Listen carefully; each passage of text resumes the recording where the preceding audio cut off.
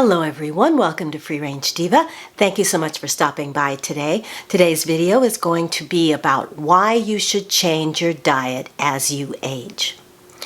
It's something that I had to do after the age of 60, and I'm going to talk about why it might be important for you to do as well, and how you should change your diet.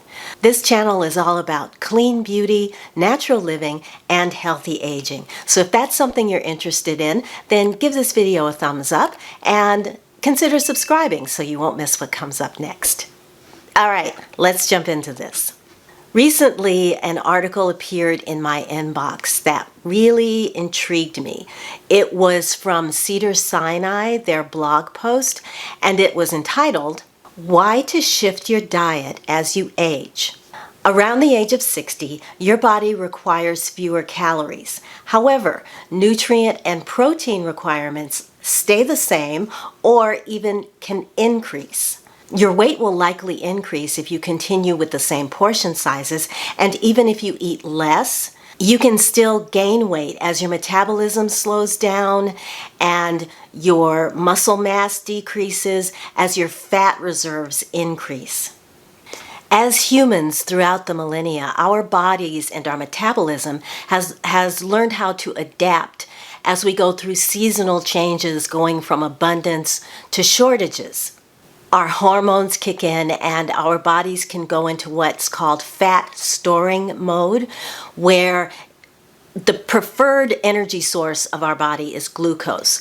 But when it's in what's called the fat storing mode, it turns glucose into fat and applies it to your cells, to areas like around the middle, for example, in order to have a reserve for when shortages show up. So our bodies can start to crave simple carbs, sugars, processed foods in order to get enough glucose going so that it can lay on the fat reserves. When we're younger, we're much more active, we're burning fuel all the time, and that lets our bodies know that, oh, okay, I can burn glucose, and when that's gone, then I can just go ahead into my reserves and burn fat. As we age, this process slows down. Everything slows down. Additionally, aging can also affect the body's ability to absorb nutrients. So it's really important that whatever we're eating, it has to be very nutrient dense for the two reasons that I mentioned. It's harder for the body to absorb nutrients, and the body's nutrient requirements increase as we get older. So as you can imagine, it's very easy for the body to develop nutrient deficiencies. So you've got your metabolism changing, your muscle mass decreasing, your body fat increasing. It's harder to get the nutrients that you need. So yeah, these are reasons why you should change your diet as you get older. How to change the diet is the issue, is the question. And in this article, the foremost foundational thing that you should do is to increase your highly digestible, bioavailable, high quality protein. In fact, if you don't do anything else, this should be your top priority as you're getting older. Assess how much protein you're getting, assess how much you need, and assess if what you're getting is bioavailable. So how do we do this? This was me 10 years ago. As I saw myself putting on more and more weight around the belly, and no matter how much I exercised and was active, it wasn't coming off, I decreased my portion sizes. I decreased my portion sizes of everything except green vegetables. So that included protein and healthy fats and whole grains. But I ate a lot of leafy greens, and I thought that that would be enough. But of course, I knew intuitively, it wasn't cutting it, because I was always not hungry, but always snacky, always feeling like I needed a little more of this or a little more of that. So of course, weight wasn't coming off. Weight was going on instead. And this is why whenever I hear someone saying, I'm eating less, but I'm still gaining weight, I know exactly why. I've been there. I feel you. You eat less. You keep eating less. You try and do some exercise, and the weight just won't come off. It's not the amount that you're eating. It's what nutrient that you're eating. I did the wrong thing. I cut out protein to replace it with vegetables. The wrong thing, guaranteed to, because your muscles need protein to build. Your hormones need protein and healthy fats in order to stay in balance, especially as we're postmenopausal now. So if you make this one change to your diet, you can forget about portion sizes and calorie counting and all of that stuff. And yet the weight will still melt away, will just come off your body. And if you're interested in gaining some muscle to get stronger, to have stronger bones and joints and ligaments, to have more hydrated and softer and firmer skin, you can have all of that and lose all the weight you want by making one simple change. And focusing on protein is definitely backed by science, by healthy aging experts. Everywhere these days that I turn when I'm looking at senior diets and health and things like that, protein, protein, protein. So how much protein do you need? Number one, I'm going to put a link to a calculation that will tell you, based on your desired weight, your activity level, and your age, about how many grams of protein you should consume in a day. For me, if you want the details, I'll give you the details. Yesterday I got on the scale.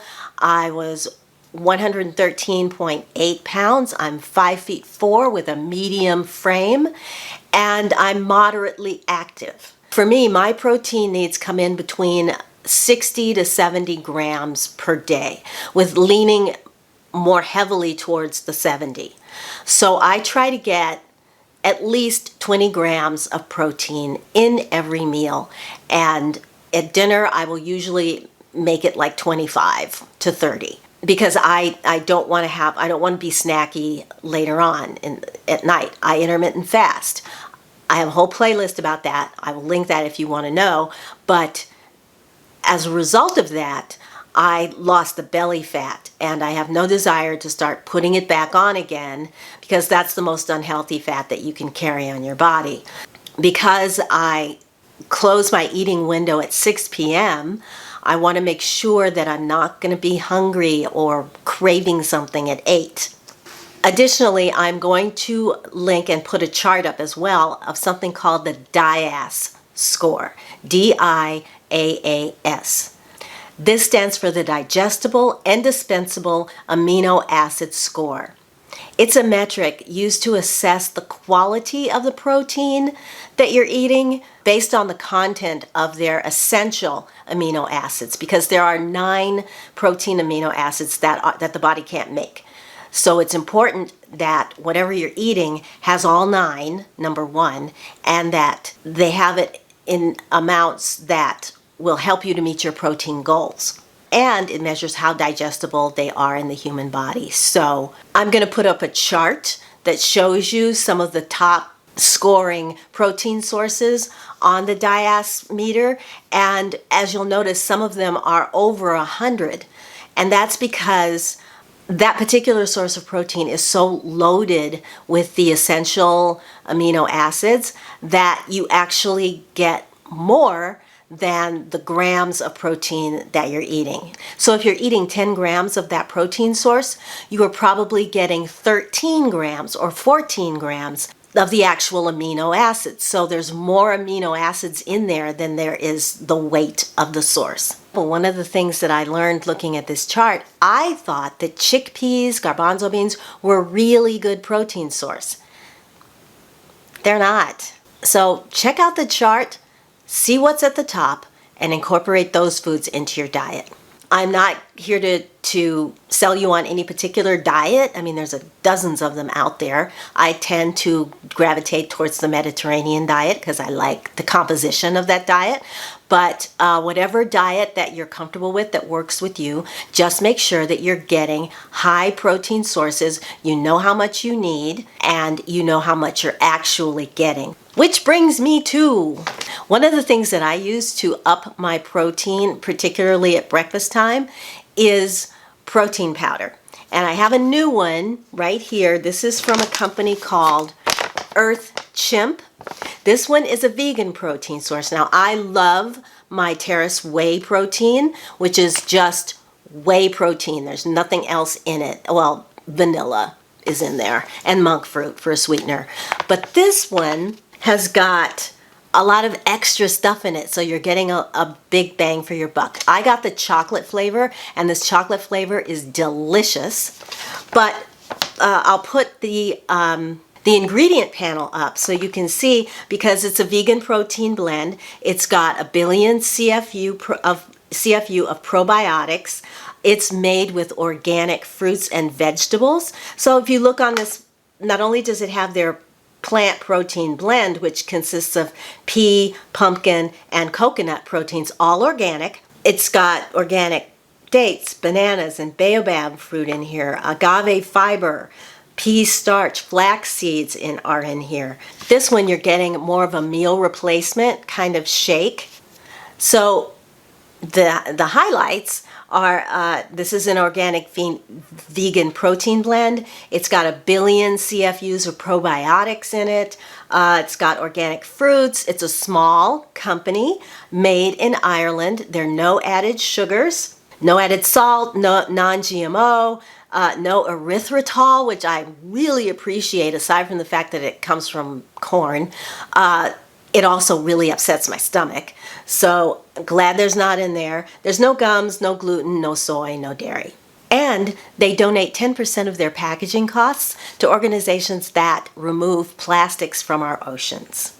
The first time I did this, I followed the directions for their morning shake, which was 2 scoops of the protein powder in 10 ounces of milk of choice. I used a mixture of almond, macadamia, and something. It was a mixture of plant milks that I got on sale, basically. And it tastes delicious. It's very creamy. However, for me, 2 hours later, and I was starving.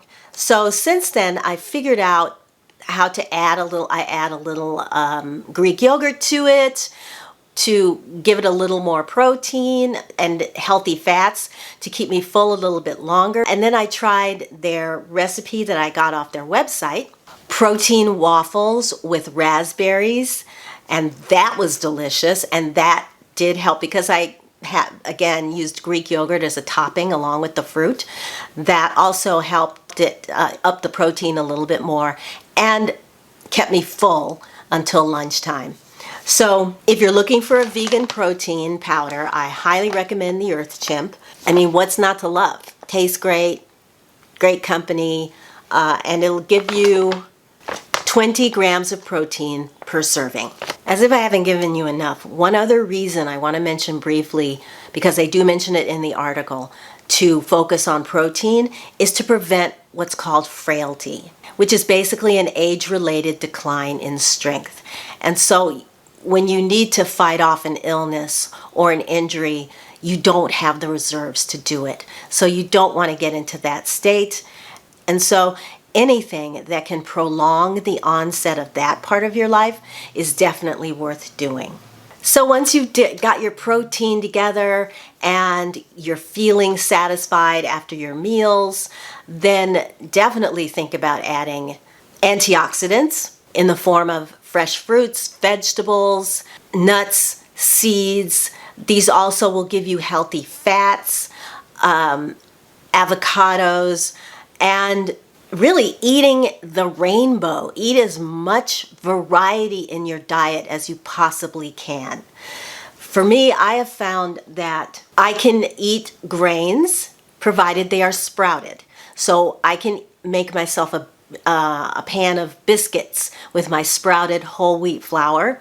I can eat that, and not only is it easily digestible, it doesn't go to my stomach. I don't put on any kind of fat as a result of eating grains like sprouted whole wheat. And einkorn is another grain that I can eat and not have any kind of, digestive issues. I don't put weight on. It doesn't put weight on in the middle for me. I have also discovered that Italian wheat is different than domestic wheat. And so there's less gluten. I know there's less gluten in einkorn, and in sprouted, when the flour is sprouted, it removes a lot of the anti-nutrients that tends to be in grains anyway. So sprouted flour, sprouted rice is another one I can eat without any problems.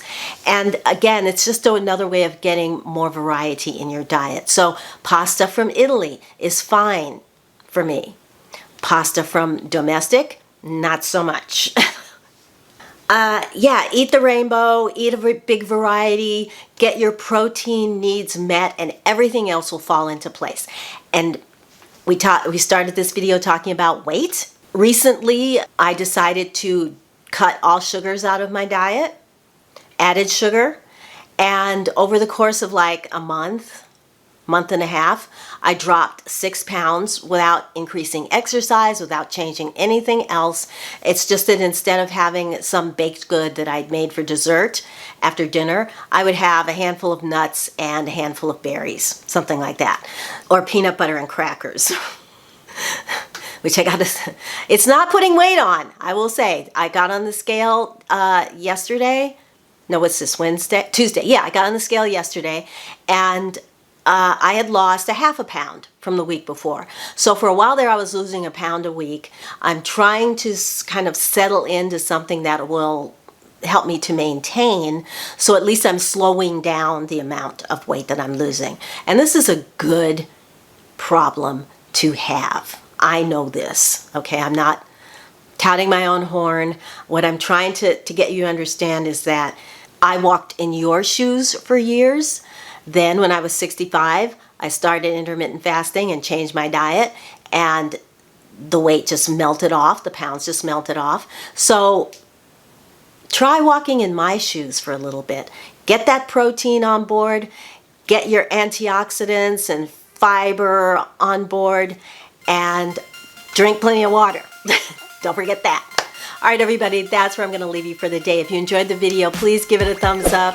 If you're new and you want to see more from me, then please consider subscribing. And don't forget to hit the notification bell so you won't miss a thing here at Free Range Diva. And until I see you in my next video, I'm going to wish you a wonderful day, wonderful week. Take good care of yourselves.